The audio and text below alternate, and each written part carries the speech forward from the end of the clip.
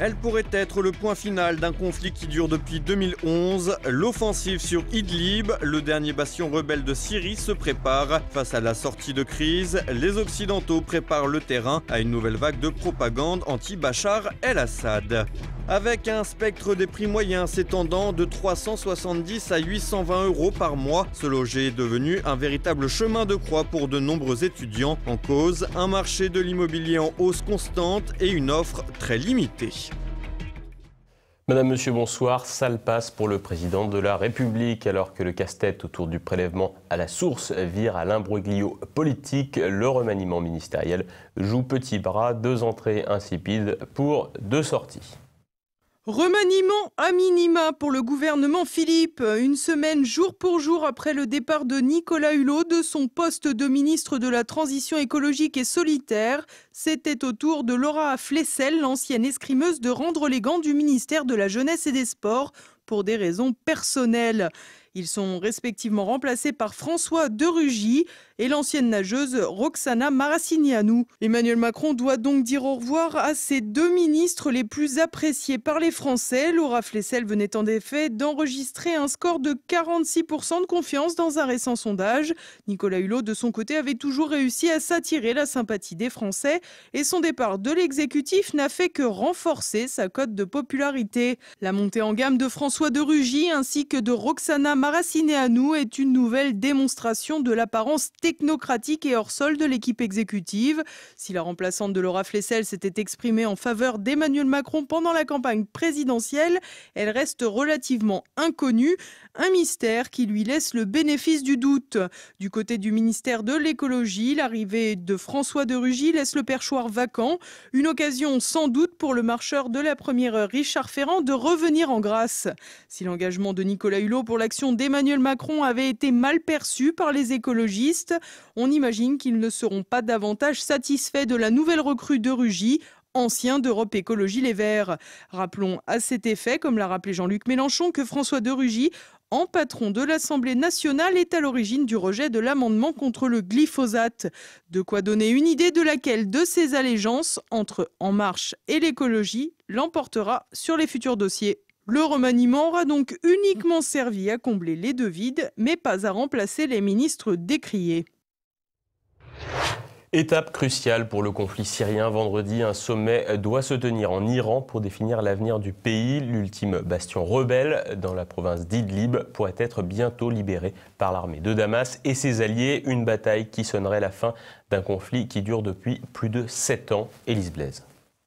La page du conflit syrien va-t-elle enfin se tourner alors qu'Idlib, dans le nord-ouest du pays, constitue le dernier bastion de djihadistes? Un sommet tripartite doit se tenir vendredi prochain en Iran. À la table des discussions se réuniront donc Ankara, Moscou et Téhéran. Damas ne sera donc pas représenté, une absence qui s'explique par des choix diplomatiques selon Richard Labévière. Depuis Genève 2, depuis le départ du processus des Nations Unies, l'Arabie Saoudite et les pays occidentaux emmenés par les États-Unis avaient personnalisé la crise syrienne sur la personne même de Bachar al-Assad. Les Occidentaux, depuis l'été 2012, demandant le départ de Bachar al-Assad, ce qui effectivement n'est pas arrivé. Pour des raisons de fluidité et de facilité diplomatique, Moscou préfère reconduire le format tripartite inclusif qui a dénoué la crise d'Alep et qui a permis la reconquête d'Alep, à savoir Moscou, essentiellement Téhéran et Ankara.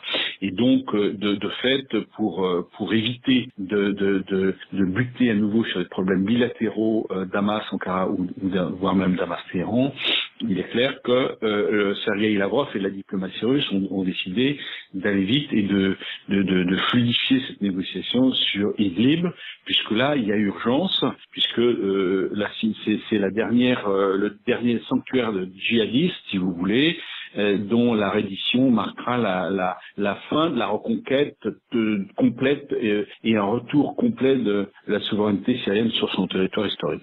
Après près de 7 ans et demi de conflit meurtrier, la Syrie est donc en passe de tourner la page du djihadisme, un tournant qui semble inquiéter les Occidentaux. En effet, alors que près de 3 millions de civils se trouveraient dans la zone à libérer, Donald Trump, à l'instar d'Emmanuel Macron, agite déjà les chiffons rouges. En effet, pour eux, une offensive de Damas serait une erreur humanitaire ou une nouvelle tragédie. Une opinion que les Américains justifient en brandissant les accusations a priori d'utilisation d'armes chimiques, un stratagème qui n'en est pas à son coup d'essai.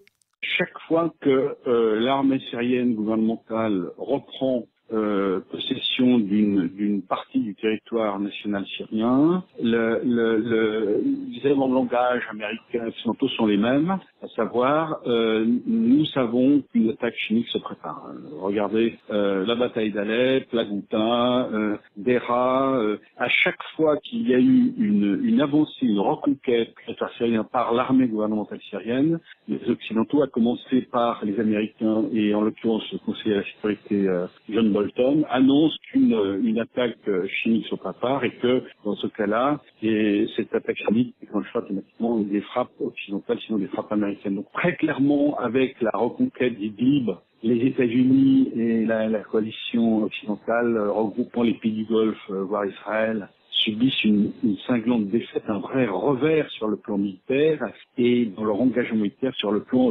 géopolitique large régional. Les Occidentaux ont donc beaucoup perdu dans le conflit syrien. En plus de leur crédibilité, les États-Unis ont dû renoncer à leurs exigences de voir se retirer du territoire l'Iran, qui vient tout juste de signer un nouvel accord militaire avec la Syrie. De son côté, la Turquie s'inquiète des conséquences de la libération d'Idlib, mais pour d'autres raisons. D'abord, la proximité avec la frontière ottomane fait craindre à Erdogan un important reflux de réfugiés en cas d'affrontement durable entre Damas et les factions rebelles. Mais Richard Labévière estime qu'un autre motif inquiète la Turquie. Il est clair qu'Ankara est en première ligne dans cette négociation, sinon cette dernière bataille d'Idlib. Aujourd'hui, dans Idlib, 60% des groupes armés sont aux mains de Riyad Tahrir el-Sham, c'est-à-dire qui est une formation djihadiste issue du front Jabhat al-Nusra, c'est-à-dire de Al-Qaïda en Syrie, principalement soutenue, financée encore par des bailleurs de fonds saoudiens et des pays du Golfe. L'autre partie c'est-à-dire les 40% restants demeurent des groupes qui ont appui des services de l'armée turque, justement pour conserver cette carte, comme nous le disions, dans le contexte de pression sur Damas, sur la question kurde. Bon, la Turquie reste un des partenaires principaux pour la résolution, pour l'élaboration d'une sortie de crise de la crise syrienne, c'est clair. Et si le rôle de la Turquie est essentiel dans la libération de la Syrie, Moscou occupe également une place fondamentale dans le dispositif. La libération d'Idlib devra en effet s'appuyer sur la flotte aérienne russe, en plus de la présence en mer de nombreux navires. Il faudra donc observer de près les négociations du prochain sommet qui pourraient bien dessiner les contours de la future Syrie libre. L'économie de demain mise à l'amende. Les locations immobilières issues d'applications comme Airbnb ont vu le nombre d'amendes à leur égard exploser. Même sur Internet, l'administration veille.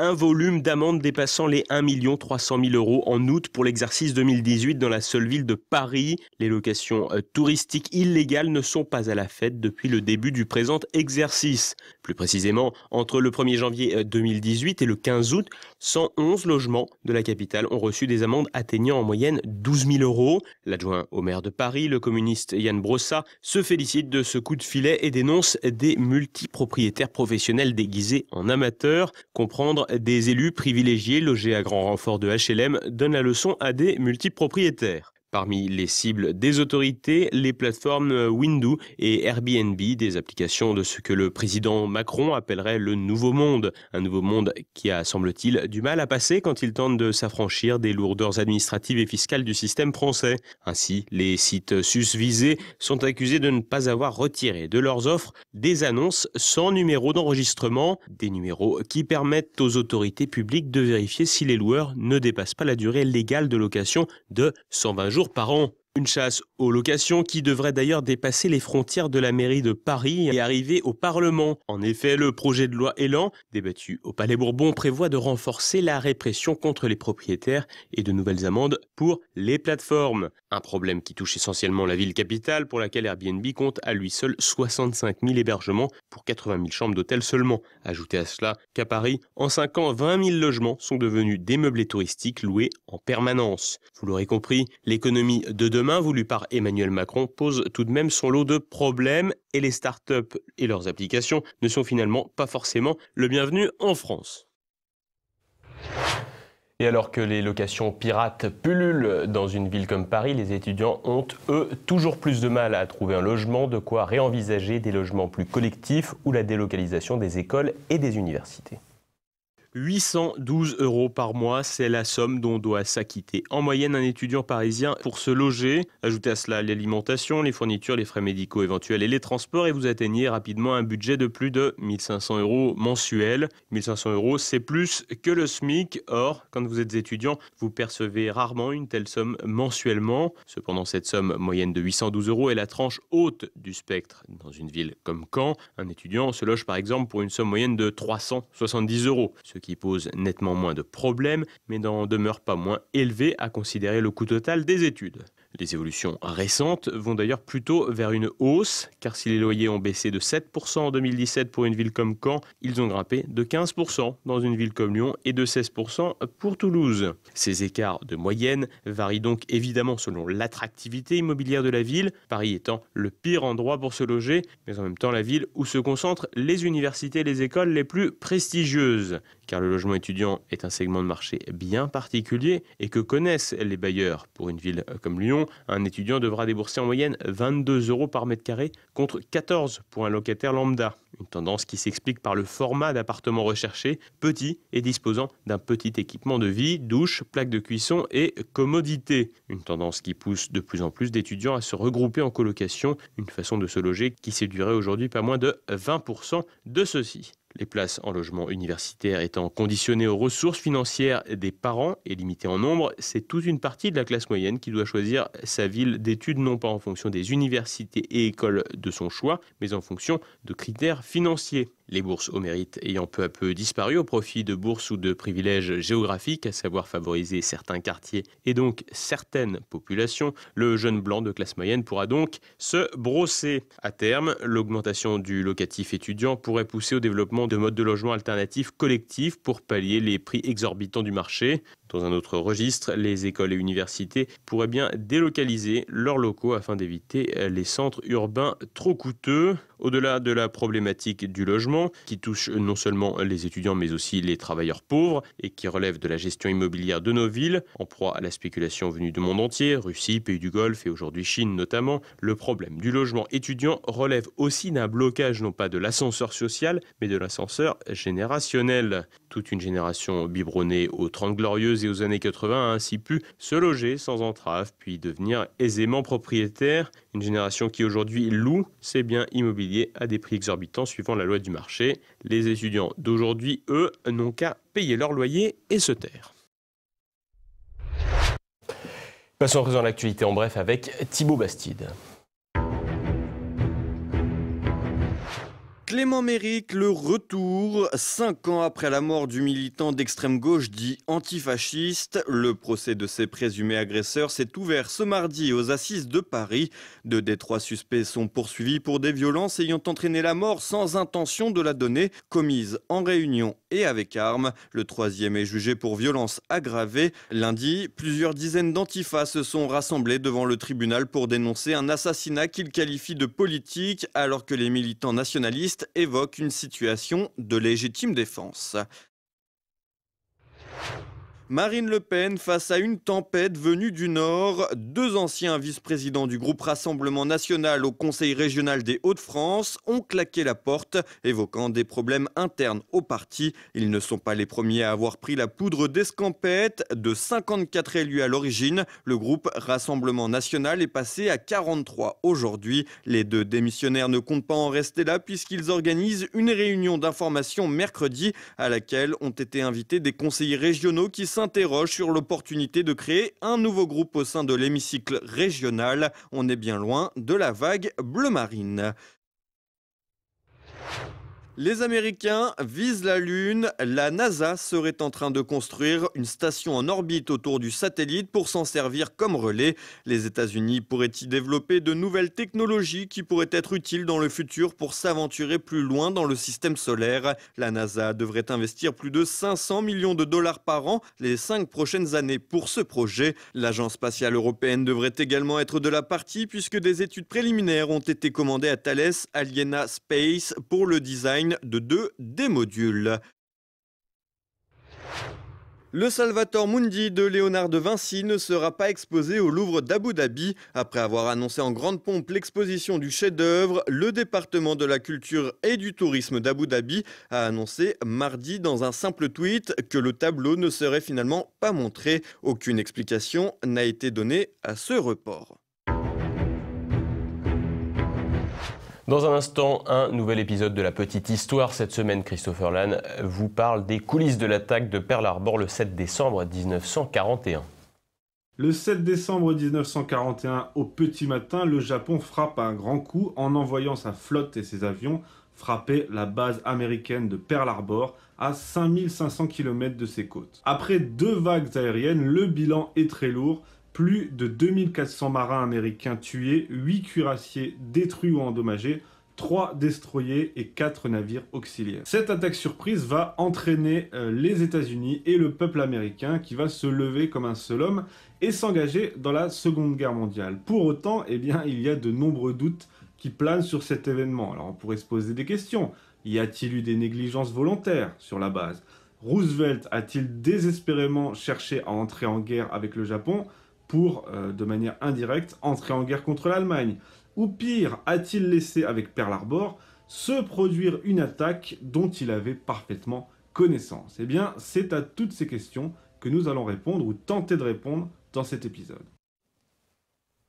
Et ce soir, retrouvé passé-présent, Philippe Conrad évoque la guerre des étoiles de Ronald Reagan, pas de George Lucas. Il reçoit également Jean-Claude Rollina pour évoquer son ouvrage consacré au Canada français. Et tout de suite, une nouvelle chronique de la France de Campagnol avec Christian Combaz. C'est maintenant la fin de cette édition. Merci de votre fidélité. À demain. Bonsoir.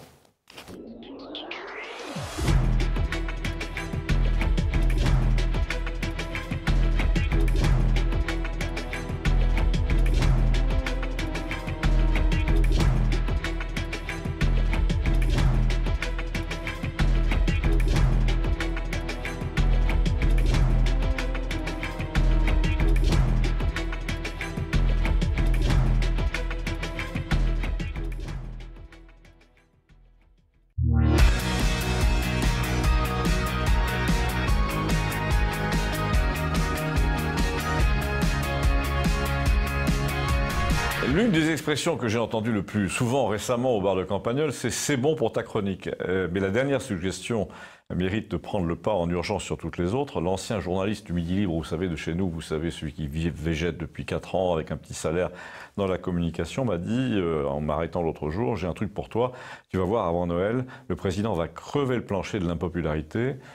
Si ce n'est pas déjà fait, déjà tu m'excuseras, me dit-il, mais ce type qui perd quand même 5 points à chaque consultation depuis 3 mois, il reste à 34%, il faudrait qu'on m'explique. Hein. En fait, plus il descend, plus il reste au même pourcentage, mais bon, passons.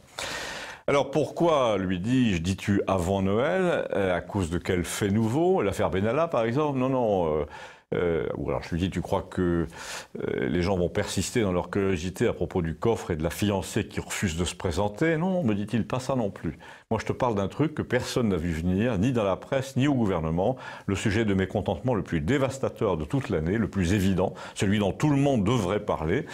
Alors moi toujours sur le même ton un peu plaisantin, je lui dis quoi, le 80 sur les routes? Tu vois, il me répond, même toi tu n'y as pas pensé alors que tu prétends que tu es proche des gens. Alors là, j'avoue qu'il a commencé à piquer un peu ma curiosité et mon amour-propre, d'autant qu'il a ajouté, ça prouve que tu es un privilégié comme les autres. Je veux dire, comme tous ceux qui prennent la parole en public en ce moment, tu as un peu d'épargne, tu ne vis pas comme un oiseau sur la branche, tu es loin de ceux qui se demandent d'un mois sur l'autre comment ils vont se débrouiller. Alors finalement, comme dans une pièce de Molière, je le somme de me dire enfin de quoi il s'agit, parce que je finis par me sentir un peu coupable d'avoir peut-être négligé quelque chose. Il me dit « le prélèvement à la source ». À quoi je réponds « ah, tu m'as fait peur ». « Arrête », me dit-il, « je sais ce que tu vas dire, tu vas me raconter que ça revient au même, à la source ou pas à la source, qu'est-ce que ça change, etc. » Ben justement, ça change tout à 3 mois de la fin de l'année pratiquement, en tout cas pour les pauvres types comme moi, qui n'ont pas un sou de côté. Et tu sais pourquoi? Parce que ces imbéciles là nous ont dit à longueur de magazines et de colonnes dans le journal que l'année 2018 serait blanche. C'est-à-dire qu'on ne paierait pas d'impôts parce qu'on ne pouvait pas payer à la fois l'année en cours et l'année précédente. Ils nous ont bien expliqué, du coup, depuis le mois de mars-avril, et des types comme moi se sont dit, ça tombe bien, essayons de faire des petits contrats. J'ai pris donc un rewriting chez un éditeur de livres historiques, j'ai fait des brochures pour le Conseil général, je suis arrivé à grappiller des choses que je ne fais pas d'habitude, en me disant, autant gagner plus en faisant un effort, puisque c'est une année sans impôts. Et maintenant, qu'est-ce que tu entends? Eh ben, ces messieurs commencent à se tâter, l'autre andouille, là, avec ses voyages à 400 plaques à Las Vegas, te dit, et puis non, finalement, je le sens pas. Mais nous non plus, depuis le début, on te sent pas, mon gars. On devinait bien que t'étais un guignol, mais là, on en est sûr, me dit-il, hein, c'est toujours lui qui parle. Et donc là, mon interlocuteur, comme vous l'avez entendu, était assez remonté. Il donnait la mesure du mécontentement général qu'il annonçait avant Noël dans la population. Et j'avoue que ses arguments étaient quand même assez compréhensibles. En gros, il avait gagné exprès plus que d'habitude cette année en se disant « je suis en pré-retraite, je ne roule pas sur l'or, mais au moins cette année, je vais rembourser mes dettes. Je vais vivre décemment grâce au phénomène dit de l'année blanche. » Et puis patatras, à 3 ou 4 mois de l'échéance, alors qu'il a fait aucune réserve pour payer ses impôts, puisqu'on lui a dit qu'il n'y en avait pas, le voilà plombé pour 6 mois au moins, il va devoir rattraper. Et il ajoutait, et les gens de mon niveau, sociologiquement, sont le gros de l'électorat de Macron, puisque les non-imposables ne votent pas pour lui. Il y a aussi les retraités, parce que pour compenser ce qu'on leur a piqué en plus avec la CSG, ils ont aussi tapé dans leurs économies qu'ils avaient prévues pour les impôts. Alors, je te raconte pas, me dit-il, le raz-de-marée de haine contre Macron à Noël. Mais comme il a dans sa main, a-t-il ajouté, tous les instituts de sondage, quand c'est pas carrément son beau-fils qui les dirige, eh ben tu vas voir qu'officiellement il va perdre 1,5 point seulement. Tu parles. Alors j'ai tenté, moi, une dernière fois, de me faire l'avocat du diable. J'ai dit, ils vont quand même trouver des facilités de paiement pour les imprévoyants. C'est trop tard, il m'a dit. Tout le monde a déjà compris que les imprévoyants, c'est eux. Le fait que pas un seul journal n'ait parlé de ce problème, le fait que le ministère des Finances n'ait pas dit « attention, année blanche, c'est vite dit, gardez de l'argent par précaution », tout ça veut dire qu'ils n'ont aucune notion de la vie des gens, aucun égard pour les inquiétudes de ceux qui ne savent plus comment faire, et là, ils vont le payer, parce que quand on les traite comme ça, les gens savent toujours quoi faire en fin de compte. Ben, je dois reconnaître que pour une fois, j'ai été pris en défaut d'imagination moi-même, mais j'espère que c'est à moitié réparé avec cette chronique. Faites passer, ça s'appelle Campagnol TVL, et une fois de plus, ça dit ce que vous n'entendez pas ailleurs. La preuve.